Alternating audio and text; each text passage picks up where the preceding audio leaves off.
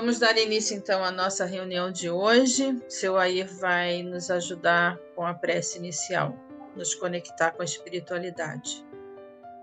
Querido Mestre Jesus, mais uma vez, Senhor, estamos reunidos em Teu santo e puro nome para estudar os Teus ensinamentos, que sirvam de baliza para as nossas vidas. Aprendendo contigo, Tu és manso e humilde de coração. Nos prepara, Senhor, para receber esses ensinamentos e pedir a Ti, Senhor, pela paz do mundo, pela paz em cada um de nós. Em Teu nome, nós passamos a palavra à nossa irmã Valéria para iniciar a nossa reunião. Obrigada, seu Air. Eu vou colocar o texto aqui. O texto tem como título Previdência, é a reunião pública do dia 22 de maio de 1961, referindo-se à primeira parte do Céu e o Espírito, capítulo 7, parágrafo 26. Então, o texto nos diz assim: há quem pergunte quanto à insistência com que os amigos espirituais se reportam à sublimação da alma. Aqui mencionam a reencarnação, exaltando a justiça. Ali, assinalam a experiência terrestre por escola de aperfeiçoamento moral. Adiante, ensinam o culto do Evangelho de Jesus com os princípios espíritas no recesso dos lares. Mais além, destacam a oração por luz da vida íntima. Por que tamanha preocupação com o futuro dos outros? Isso, porém, e tão natural quanto qualquer instinto de amparo no plano físico, onde os homens são obrigados a se prevenirem contra as necessidades fatais. Reúnem-se economistas e administradores, estudando a distribuição dos recursos destinados à alimentação do povo, de vez que o descaso estabelece consequências de controle difícil. Higienistas movimentam medidas que asseguram o asseio público, portanto, relegar populações à imundície é fornecer a epidemia destruidora. Professores fundam escolas em todas as regiões para que a ignorância não animalize a comunidade. Milhares de laboratórios manipulam medicamentos de fórmulas diversas, entendendo-se que, sem o apoio da medicina, as enfermidades limitariam desastrosamente a existência humana. Sem previdência, qualquer organização ruiria em defesa. Enquanto lhes for permitido pela divina bondade, as criaturas desencarnadas, despertas para o bem, falarão às criaturas encarnadas quanto aos imperativos da lei do bem. Isso porque todas as paixões inferiores que carregamos para o túmulo são calamidades mentais a valerem por loucura contagiosa, e compreendendo-se que todos somos uma família única, é preciso reconhecer que o desequilíbrio de um só é fator de perturbação atingindo a família inteira. Então, esse foi o texto de hoje, e agora nós temos a Neide, responsável da página, que vai nos ajudar a refletir sobre esse texto. Neide, você fique à vontade quando você quiser. Nós lemos o texto, tá? Fizemos a oração e lemos o texto. Agora você pode fazer suas colocações. Boa noite para todos. Desculpa, é a questão da internet. A gente hoje vai falar, né, sobre o livro Justiça Divina, tema Previdência, e a reunião pública do dia 22 do mês de maio de 1961, primeira parte, capítulo 7, item 26. Então, eu vou fazer um breve comentário sobre o céu e o inferno, mas eu não vou ler, tá, gente? Até pelo tempo mesmo. Eu só vou fazer um resumo daquilo que eu consegui estudar aqui sobre esse item da Previdência Divina. Então, lá no livro do livro do Céu e Inferno, esse capítulo ele fala sobre as penas futuras, segundo o Espiritismo.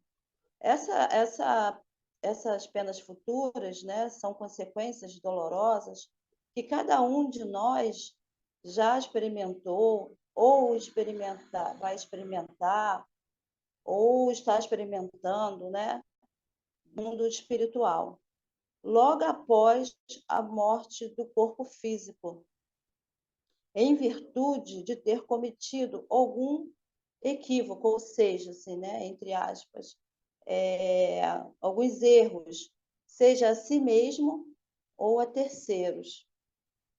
E o Kardec ele chama esse capítulo, né, de Código Penal da Vida Futura. E esse código ele possui 33 itens, e nós hoje aqui vamos estar estudando o item 26.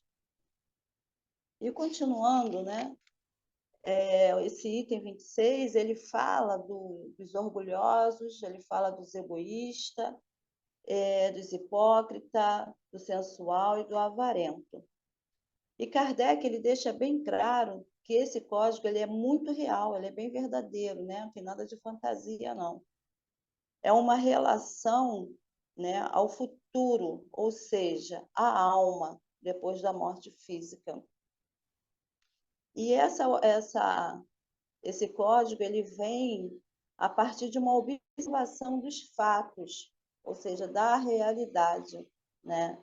Em diversas categorias, por isso categorias de espíritos, por isso ele fala lá, né, no egoísta, no sensual, no avarento, nos orgulhosos, e em diversas categorias que vão se comunicando através de vários médios em pontos diferentes da Terra.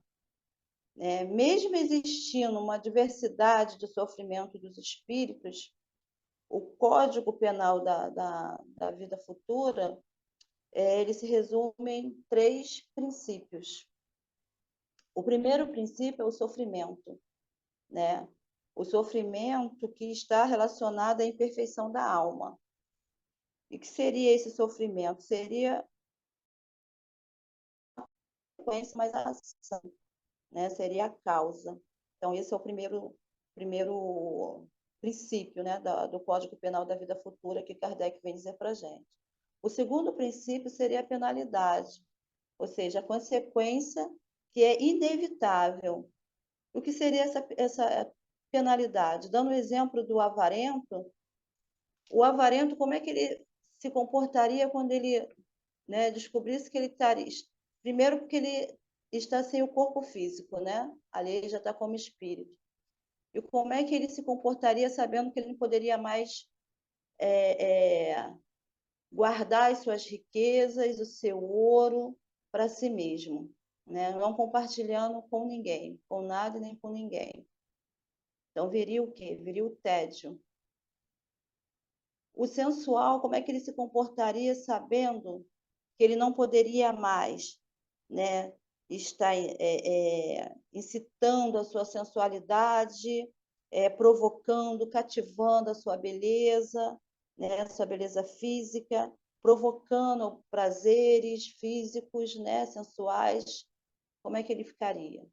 Então, viria o tédio, né, para esse tipo de espírito.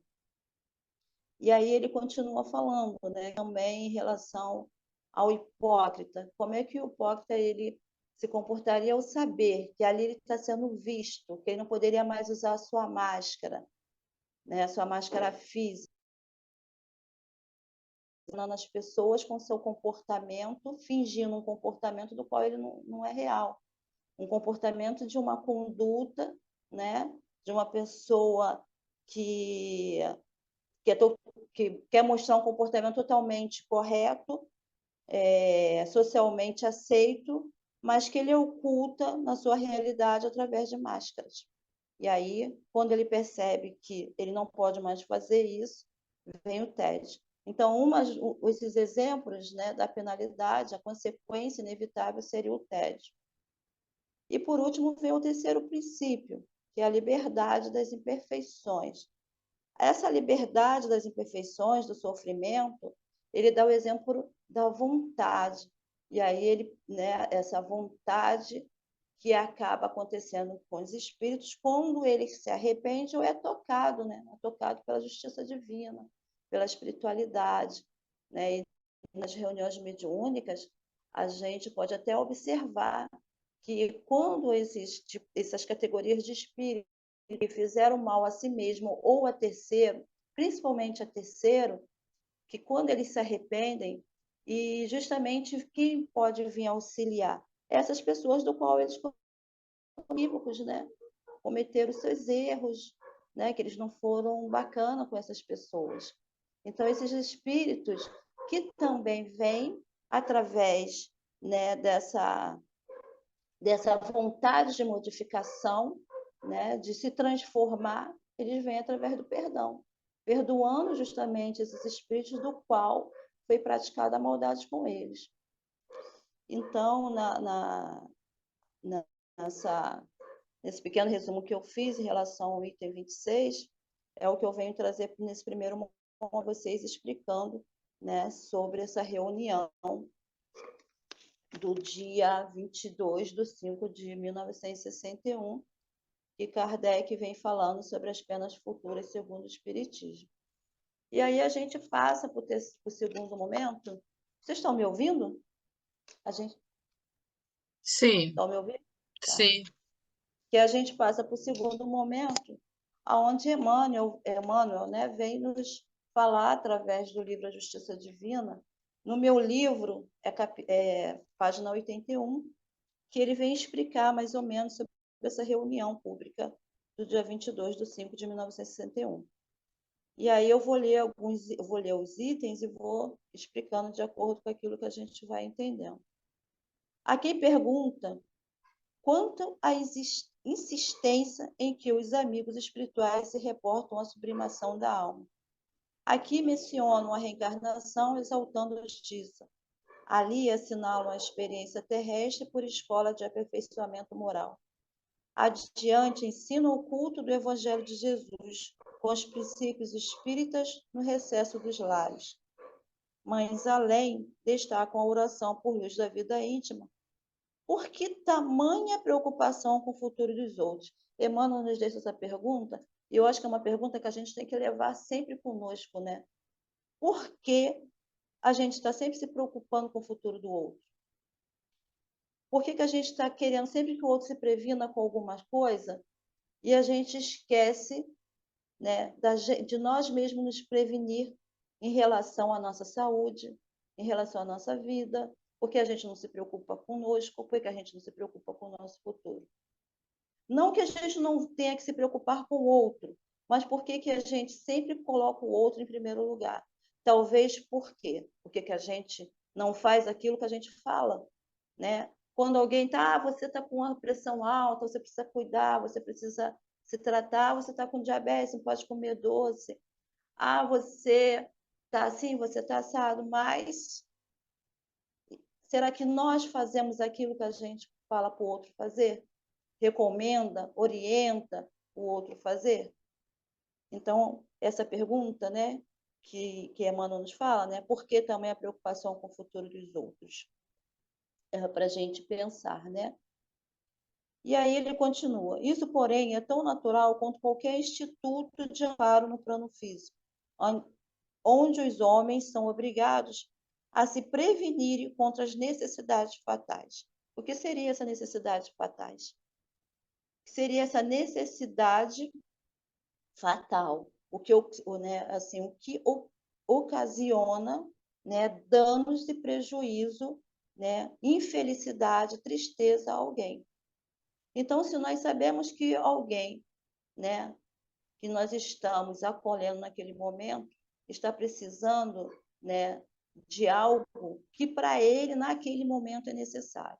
Dando um exemplo, como eu posso falar sobre Jesus, como eu posso falar de Deus, como eu posso falar sobre reencarnação, como posso falar sobre alegria ou falar sobre qualquer outro tema com alguém que chega com uma necessidade extrema de alimentar o seu corpo, ela não vai conseguir me ouvir, porque naquele momento ali a necessidade dela é suprir aquela vontade de comer, né? Como que eu posso conversar com uma mãe que vem pedir um acolhimento sobre determinados assuntos se ela está ali olhando para mim, mas ela está pensando em casa, como ela vai cozinhar à noite, o que ela vai dar para o seu filho, o leite que não tem, ou falar sobre qualquer outro assunto, se naquele momento aquela pessoa está precisando, seja de um acolhimento porque está passando por um sofrimento físico muito grande, uma doença, né? Que talvez para ela, naquele momento, está sendo tão difícil que ela não consegue ver a cura, e talvez tenha cura. Talvez não a cura do corpo, mas uma cura espiritual, quando a gente tem aceitação, né? Então, quando ele fala que é natural, sim, é natural que a gente se importe com o outro, né? Mas que se importar, essa prevenção que ele fala, né, talvez tenha a ver com a intuição. E aí ele continua. Reúne-se economistas, administradores, estudando a distribuição dos recursos destinados à alimentação do povo, de vez que o descaso estabelece consequências de controle difícil. Por que ele fala isso? O que vemos hoje, trazendo para o hoje, para o agora, né? O ano que nós estamos vivendo, o que vemos é o desequilíbrio da providência humana, não da providência divina, porque a providência divina ela é sempre equilibrada. Agora, a providência humana ela tem o desequilíbrio. Tanto tem o desequilíbrio que se existe tantas reuniões, tanto planejamento, e por que que as coisas, né? Por que que as situações sempre vêm para esse descaso que estabelece consequências de descontrole difícil? Porque o planejamento não é de acordo com as necessidades que naquele momento esse povo está precisando, né? O povo, nós, o cidadão está precisando. Se existe esse economista, esse administrador para fazer essa distribuição econômica, aí a gente lembra, né, que existe aí a Bolsa Família, que hoje até mudou de nome.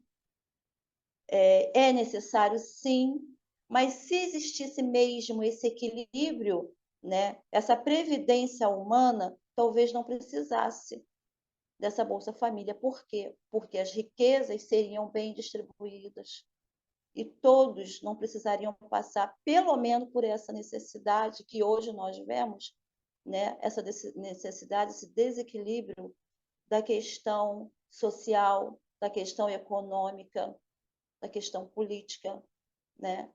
Que ficam a desejar essa distribuição, ou seja, a falta de políticas públicas, né? Essa necessidade que ele fala lá em cima, real, é o que alguém de urgência está necessitando. E aí, continuando, né? Essas necessidades que levam a situações extremas, ele continua falando. Higienistas movimentam medidas que asseguram o asseio público, por quanto relegar população à imunidade. A imundície é favorecer a epidemia destruidora. Professores fundam escolas em todas as regiões para que a ignorância não animalize a comunidade. Milhares de laboratórios manipulam medicamentos de fórmulas diversas, entendendo-se que, sem o apoio da medicina, as enfermidades limitariam desastrosamente a existência humana. Sem previdência, qualquer organização ruiria indefesa. Esse parágrafo ele é tão forte, que me fez pensar, me fez voltar, né?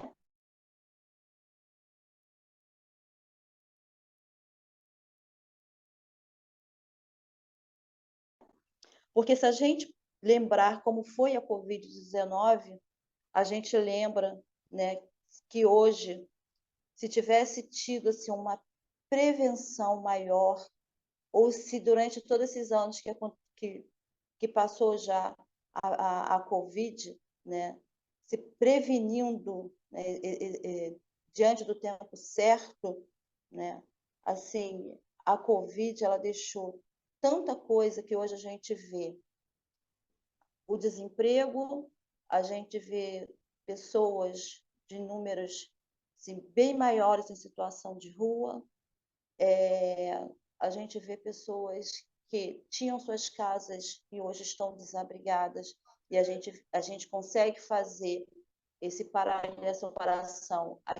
Ele não veio durante anos e anos de uma situação de rua, ele está nesse momento de situação de rua por um motivo, o desemprego. Então, a questão social que cresceu muito. Se a gente entrar no hospital e ficar 10 minutos, a gente vê a questão assim, de um volume enorme de pessoas doentes. A questão dos transtornos mentais, né? A questão dos desequilíbrios dentro de casa, a questão dos jovens cometendo suicídio. Então, quando ele fala, né, de forma tão forte, tão atual, né, e nos remete ao Covid-19, quando ele fala que movimentam medidas que asseguram o asseio público, porquanto reeleger população à imundície é favorecer a epidemia destruidora.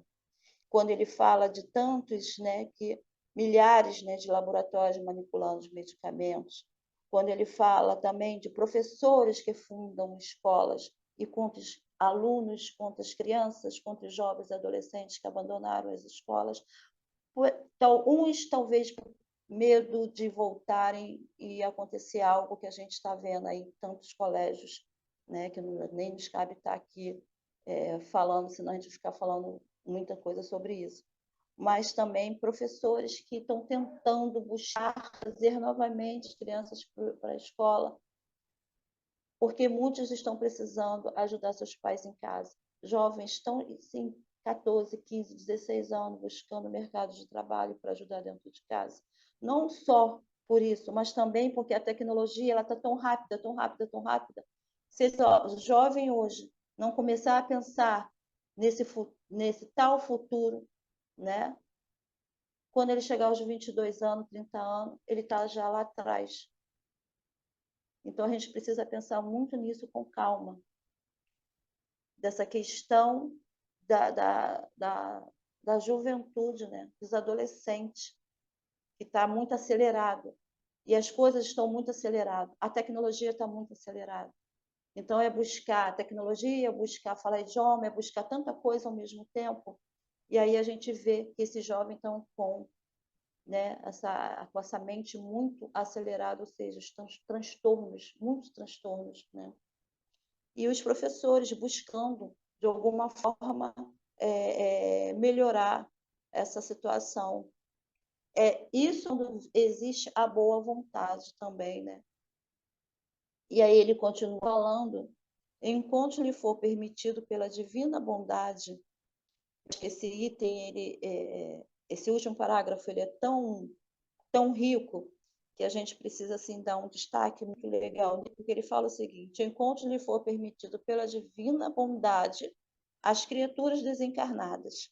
Ou seja, quem é a divina bondade? Permitido por Deus as criaturas desencarnadas, ou seja, nossos anjos da guarda, e guia espiritual, nosso protetor, como a gente quiser chamar, né? Nossos entes queridos, amados, que rogam por nós aonde eles estão, que tentam de alguma forma, né, nos ajudar, nos orientar, despertar para o bem, falarão as criaturas encarnadas. Quem são as criaturas encarnadas? Nós, que estamos aqui nesse plano físico, né? Quanto aos imperativos, ou seja, enquanto as orientações, a sugestão que esses amigos desencarnados estão nos dando, falando, né, sobre a lei do bem.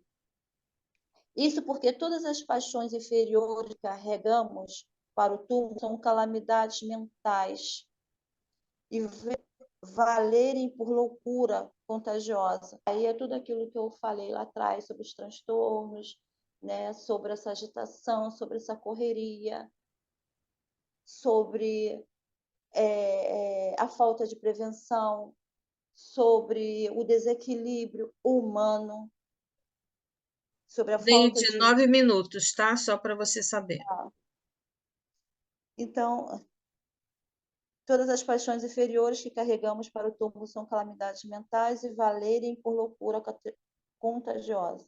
Compreendendo-se que todos somos uma família única e é preciso reconhecer que o desequilíbrio de um só é fator de perturbação atingindo a família inteira. Então, quando ele fala aqui família única, ele está falando da família universal. E quando um cai, ou seja, quando um homem cai, todos os outros caem junto. E quando ele fala da família em desequilíbrio também em relação à família do lar, né, da nossa casa, quando um fica doente, quando há essa desestruturação, esse desequilíbrio, até porque não existe uma família estruturada, porque se existe uma família estruturada, existe a perfeição. E a gente já viu aqui que a perfeição existe. Então, um só é fator de perturbação atingindo uma família inteira.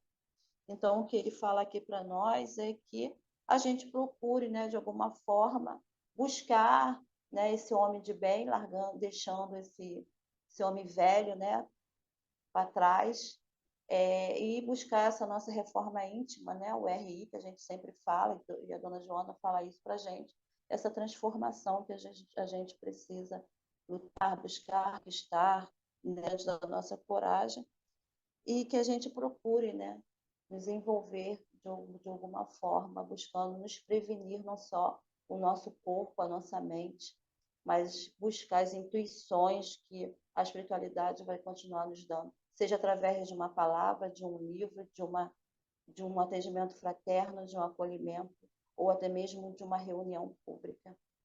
Então, gente, é mais ou menos isso. Desculpa a correria, mas foi isso que deu para falar, infelizmente, por causa da questão do meu Zoom.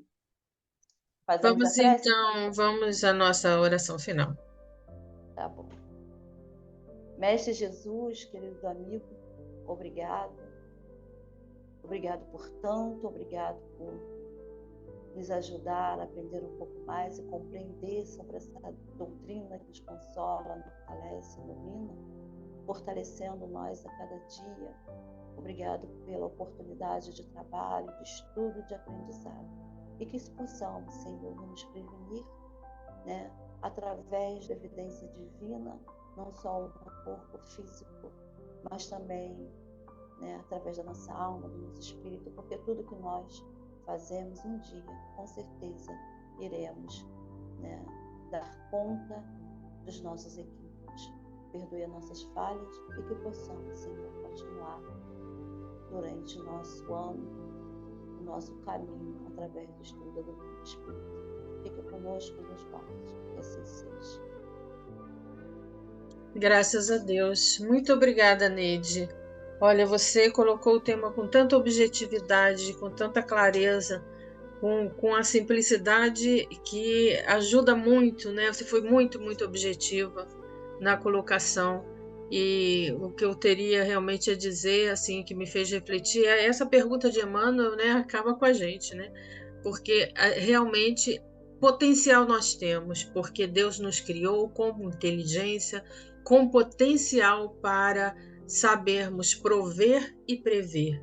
Agora, quando a gente entender e encontrar, né, de verdade quem nós somos, essa questão da reforma íntima, né, e nos desapegar do nosso egoísmo, a gente vai conseguir justamente chegar ao outro, a necessidade do outro, né? Como o nosso grande mestre Jesus, né? Você falou daquilo que a pessoa necessita, se é fome. Jesus, ele cuidava das pessoas, ele acolhia as pessoas naquilo que a pessoa necessitava. Depois ele ia fazer os discursos, ele ia fazer os ensinamentos, mas sempre acolhendo a pessoa do jeito que é, na necessidade do momento, né? Muito obrigada, Neide, muito obrigada mesmo.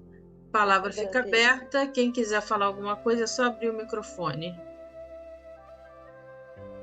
Neide? Gratidão, Neide. Diga, Sérgio. Oi, Neide, está me ouvindo? Eu tenho Tô 200 mil sim. perguntas, mas eu não quero levar o zoom, tá, Neide? Como você colocou aí, né? Até entendo a falta de políticas públicas e coisa e tal, uma série de necessidades.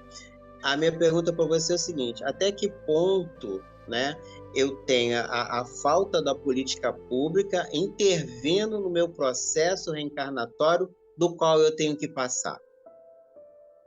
Como é que é isso? Porque é assim, eu vejo muitas pessoas com transtorno mental, com uma falta de política pública, enfim, mas toda a política pública vai dar conta, né, do processo, muitas vezes, não precisa ser doloroso, tá? Mas o que eu tenho que passar aqui na Terra, como é que você vê isso? Né? Como você falou da Covid-19, enfim, vieram a desencarnar várias pessoas em todos os países. Até que ponto, né, aquelas pessoas tinham que passar por isso, desencarne coletivo, ou foi a falta mesmo de medicamento, ou com esse medicamento a pessoa poderia não vir desencarnar? Olha, Serginho, acho que pelo meu entendimento, pelo que eu li, né, me perdoa até se de repente eu posso estar falando alguma besteira, mas a gente viu que em determinadas situações, alguns casos ter sido evitado. Lógico que foi uma coisa assim acontecer. A própria espiritualidade fala que isso, as necessidades, elas não vêm da agora. É uma coisa planejada, foi, né, planejada diante de algumas situações que a gente já fez dos nossos equívocos. Tanto é que algumas pessoas passaram pela Covid e não desencarnaram, outras pessoas desencarnaram.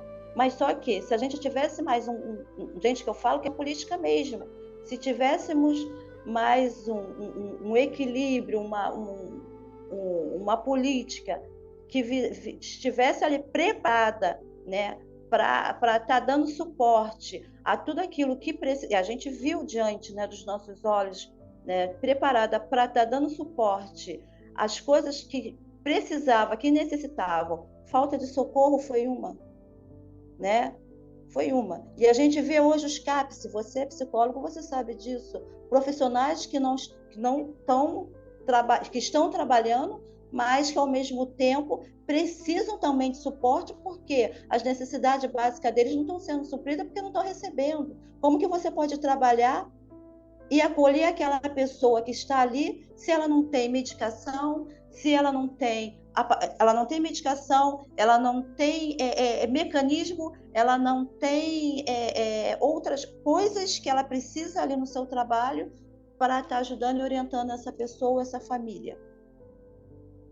Não é, Serginho? Então, assim, diante...